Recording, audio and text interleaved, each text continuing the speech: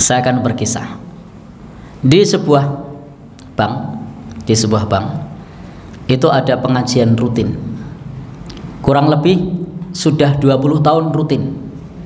Dan tidak satu pun ustadz yang menyampaikan di bank tersebut bahwa bank itu pembungaan itu riba. Padahal pengajian selama 20 tahun. Saya kadang juga bertanya, ustadznya itu bahas opoh dulu.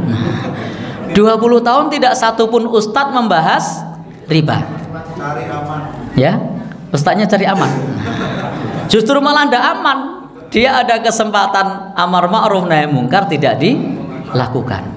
Sampai tibalah datang seorang ustadz yang tidak mau disebut namanya. Nah, buka rahasia ini. Ya. Dan ustadz ini datang ke situ, kemudian mengisi pengajian. Untuk pengajian yang pertama langsung membahas bab riba. Ternyata kaget semua. Nah, kaget semua. Loh, kok riba? Loh, kok dosa? Loh, kok dosanya besar? Kaget semua. Karena selama 20 tahun tidak ada satupun ustadz yang menyampaikan. Kaget itu. Nah, maka kemudian pimpinannya itu memutuskan tidak usah ngundang ustadz itu lagi. Nah, ya, jadi tidak boleh diundang lagi. Pripun? Iya. Baik. Maka kemudian sampai nomor ustadz itu di-delete. Jadi nomornya di-delete, diblokir. Karena kok beda karo ustadz liyane yang sudah 20 tahun tidak pernah menyampaikan bab riba. Lah ini ono ustadz anyar meneh lagi pisan langsung ngomong ke riba. Wah, keras itu. Baik. Maka tiba-tiba karena ustadz itu sudah diblokir tadi, kemudian dia pun googling. Nah, googling, pimpinannya ini googling riba iki apa to tenane, ono tenan apa ora.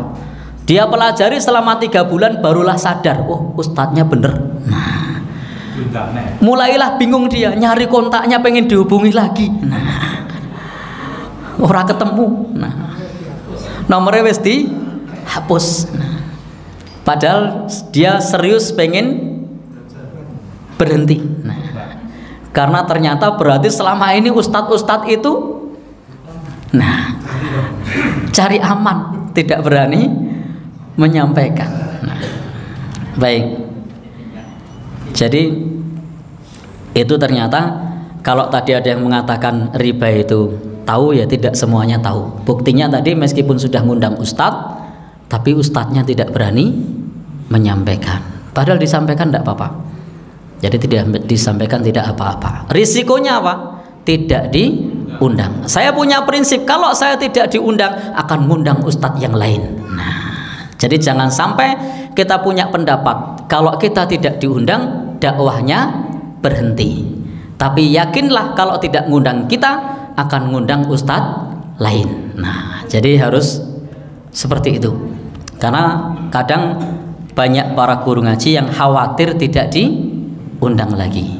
Maka kalau tidak diundang lagi, yakinlah dakwah tidak akan terhenti, tapi akan ngundang ustadz yang lain. Baik, lanjut nggih. Gue mau mencerita dulu. Dan ada lagi yang juga tidak tahu. Ini saya cerita lagi kasus yang dia tidak tahu juga. Ini kasus ini menimpa bukan seorang ustadz, tapi menimpa seorang karyawan baru dengan petugas lama. Karena qadarullah saya yang mendampingi waktu itu. Jadi ada karyawan baru pas rekrutmen, dia marketing. Nah, kemudian dia sampaikan pas wawancara itu. Nah, termasuk sudah diterima kerja, dia sampaikan kalau sebenarnya bank itu riba. Nah, lalu kemudian manajernya di situ diskusi panjang sama karyawan baru ini. Lalu manajernya ini googling, oh iya bener riba. Dan manajernya ini tidak tahu kalau riba. Dia tahu karena ada karyawan baru yang ngasih tahu kalau itu riba. Maka kemudian manajernya ini resign. Dia tinggalkan fasilitas rumah, dia tinggalkan fasilitas mobil, dia tinggalkan gajinya karena dia tahu itu riba. Tapi karyawannya masih di situ. Ya. Dan sampai saat ini karyawannya masih di situ. Nah, sementara manajernya tadi sudah taubat. Baik. Jadi intinya tidak semua orang yang bergelut di ribawi itu tahu kalau itu riba. Ojo dikebiah uyah. Itu tadi nyata nggih. Kisah nyata.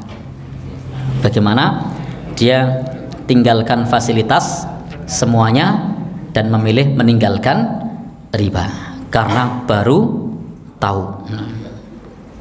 Berbeda dengan apa? Orang yang lain yang sudah tahu kadang-kadang malah